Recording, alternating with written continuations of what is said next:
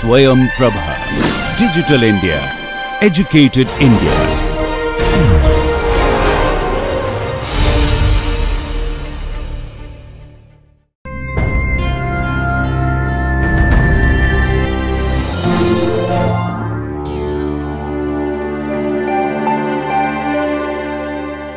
So let me just quickly try to show you some experimental observations of this, and then we can go from there. So this is not a theoretical curiosity, but actually you can observe. Okay, so this is basically the graph you're seeing here is fluorescence from, I think, rubidium atoms. So I have taken this from this textbook on the bottom here, Mark Fox. So this is what we will refer to a lot of quantum optics part. Okay, so what this is showing you is, if you observe fluorescence, now the x-axis is what we call as pulse area. So what it is these electric fields, right? We want them to be large, but in practice, it's never possible to get large electric fields with continuous waves. So we have to use what are called as pulse lasers. Okay, so typically what will happen is, in a pulse laser, your electric field, I mean, just for simplicity, I'm just saying electric field goes up and down, pulse, like a pulse. Okay, of course you're going to have, this is a wave with terahertz frequency, so there's a lot of oscillations, but I'm simply talking about the magnitude of the electric field. Okay, so basically now what happens is, the pulse width becomes important. Okay, so if I want to look at how much of population that I'm creating, you can immediately see that if you have this sort of a pulse, depending on the pulse width becomes very, very important. Okay, then so we'll define a quantity which we will call as pulse area. Okay, which is simply going to be mu12, which is the transition dipole moment, by h bar, and then I'll take an integral from minus infinity to infinity of electric field as a function of time dt. Okay, so this is, remember, this is not the electric field variation in the wave. If you take that, the average of it will be 0. Now what we are talking about, the envelope. Okay, so envelope is like a square pulse. Now if I integrate that, I essentially get the area of under the pulse, right? So that is what is very important. If you look at the area under the pulse, what are the dimensions? So we can quickly look at that. Dipole moment is charge times distance. So coulombs times distance. H bar is joule second, and my electric field is volts per meter times seconds, right? So immediately I'll see that the meters will cancel, seconds will cancel, charge times voltage is going to be joules. So all of this will cancel. So my pulse area is going to be dimensionless quantity.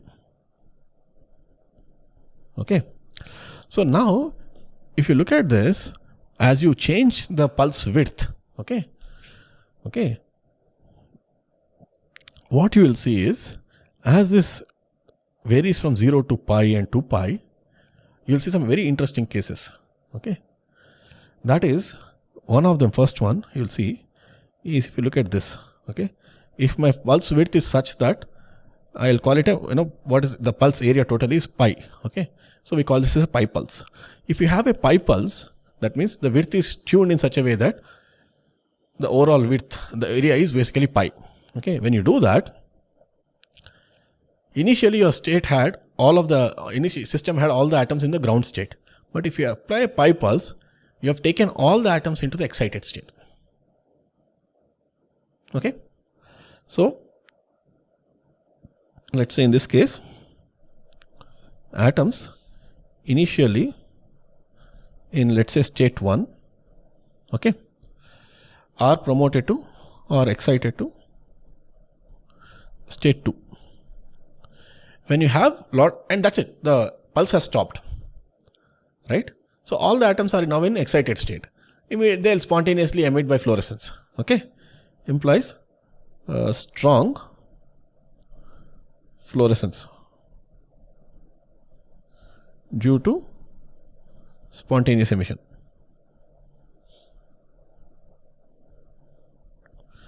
Whereas if you increase the pulse width some more, okay, and let's say your pulse width now is 2 pi. Sorry, I should not do this.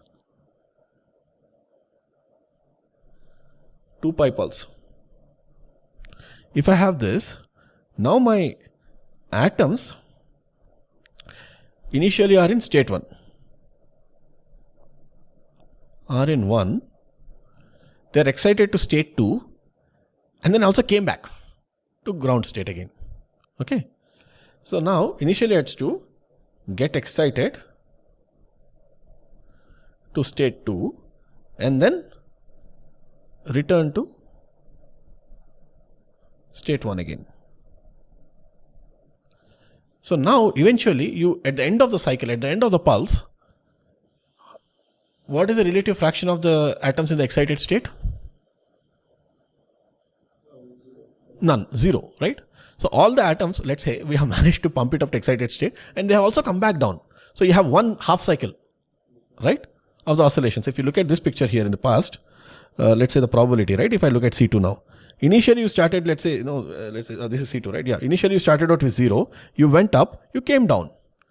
That means there are no states, no atoms in the excited state. That means there's going to be weak fluorescence, right? Implies weak fluorescence.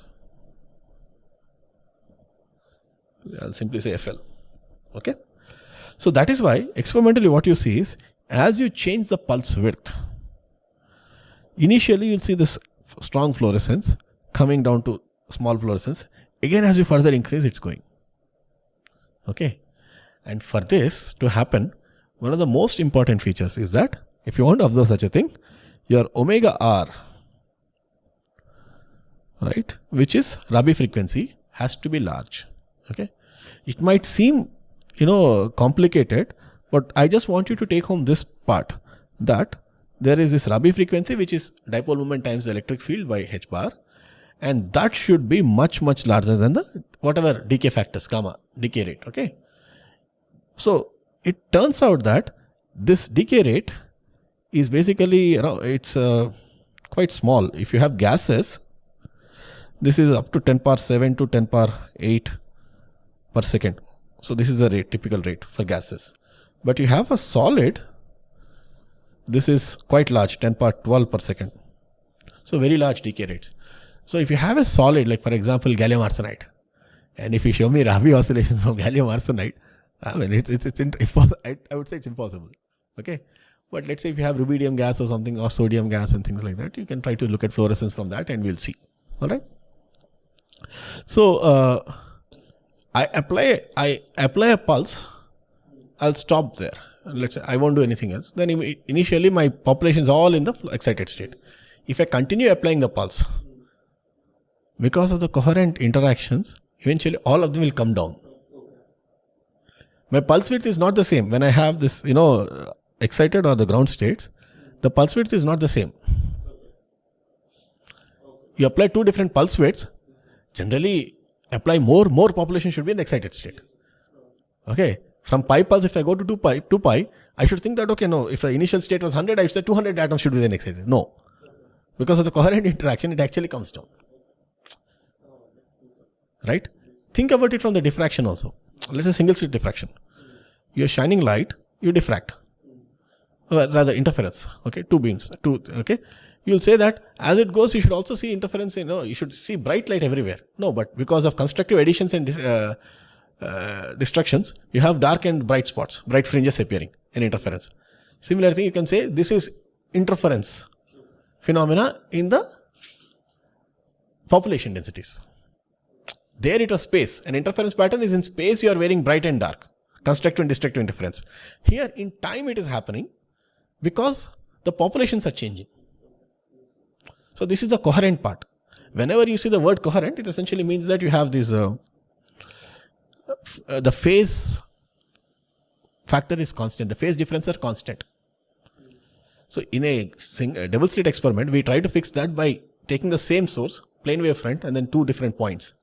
So the phases will be, the phase relation between them is constant. If I put two different lamps exciting two different sources, I cannot get interference. So I have to impose a fixed phase relationship. So in a way I have to impose what? This is spatial coherence as well I have to impose.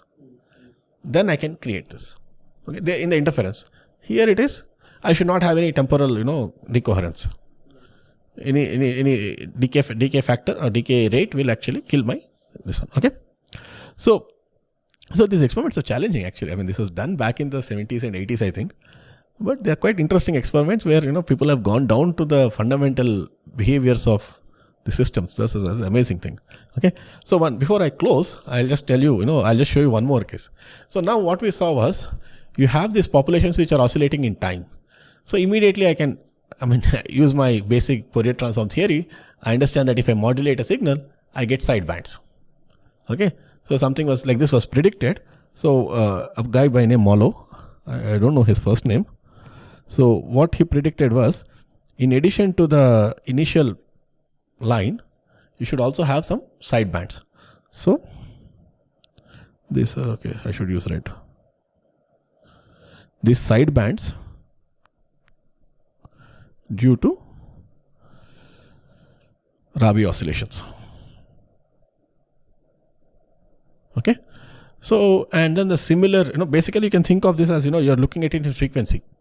So let's say you want to look at, you excite a system, and then you want to look at the excitation wavelength, that's omega naught, you have the fluorescence. But then even if you detune a little bit away from it, you will start seeing this additional peaks, fluorescence. So this is fluorescence signal, right? So basically this is a frequency domain representation of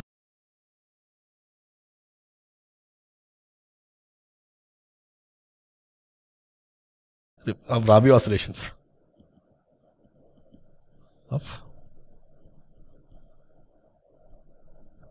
Okay.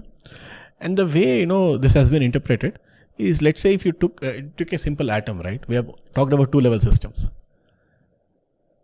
I somehow pump, excite a two-level system. Where will be my fluorescence? It's the transition wavelength, right? In this case, this is basically transition energy, right? If I have a simple system, transition frequency, this is where your fluorescence should happen. But now, because of this large intensity, we are seeing this coherence between the wave functions, and now the fluorescence is not just at that particular frequency, but now we talk of what are known as dress states. Dress state here, dress state. Okay, this essentially means this is a coupled atom photon state. Okay, these cannot occur without the photon field. You should have a photon state. Now, because of the strong interaction between the atom and the photon, it turns out that each state gets split into two. This is an interpretation of the Rabi oscillations. So essentially, if your omega r is a Rabi frequency, so Rabi frequency by 2, Rabi frequency by 2, the state splits into two here, up and down. This is minus omega r, let's say omega r by 2, and this is plus omega r by 2. So the frequency splits, the state splits into two from both excited and the ground states. So in effect, what you end up getting is, depending on the transitions, you will get a omega naught minus omega r and omega naught plus omega r, in addition to the fundamental, rather the transition frequency, right? The transition frequency, I can say it is this omega naught. So because of that, you see that these additional peaks occur in the frequency spectrum. The previous case, time domain. But time domain, if you want to capture the fluorescence at that scale, it's nanoseconds is easy, but it's not overall that simple to do experiment. Frequency means a spectrometer, I can sweep it and I can see where the fluorescence occurs, and it will tell me that, okay, there is a particular state there. Okay. And you might say, oh, why do I care about all this? Well, it turns out that if you're having the ability to put a state in, put a system in a particular state, let's say ground state or in the excited state, that has applications in quantum optics. Okay, you can essentially control the fluorescence just by using you are controlling the quantum state of the system. So that is a very important application for let's say in quantum optics. And another application is basically in NMR. NMR, you basically look at nuclear magnetic resonance, right? So you inject these atoms and then you look at a particular resonance frequency and then you see this signature, okay? But if you have, that also can be modeled as a two-level system, because you apply, I forgot which species, but you inject a particular species and you subject it to a magnetic field, then the splitting occurs. So the splitting essentially gives you a characteristic microwave signal that can be monitored. So you can map out details of your, let's say, brain or something, right? Or you can even map out different, what sort of systems, I mean, each atom will have a different sort of a characteristic emission. And that there also you have 2-level systems, and actually you can control whether you want to put the system in the higher level or lower level states and so on. So Rabi oscillations are seen in that. So any system where you have 2-level system, we generally don't talk of it as Rabi oscillations, but capacitor and inductor also is like a system where you have oscillations happening. Okay. If it's completely getting lost, of course you're losing out. Okay. It might be interesting to see if you have. Anyway, yeah, we can. Yeah. So any other questions? Okay. The question was this omega r, Rabi frequency is in the frequency I said is about. The time period is nanoseconds, I would say. So typically gigahertz or something. So the question is, what is the time scale of this omega naught and omega r? So omega naught means the transition frequency. If you're looking at it optical regime, right? The frequency is hundreds of terahertz. The shift is gigahertz. So very small shift. So that's another reason why you will not observe it in, let's say, solids easily. The line itself is broad. What will you observe there? In frequency domain, if you look at it, you are seeing the sidebands are appearing, right? If this entire, the base, central transition itself is broad, Rabi oscillations are not, good. So you need much, much stronger Rabi shifts. And before that, you will start burning your gallium arsenide sample. Yeah. Or something, any solid sample, yeah.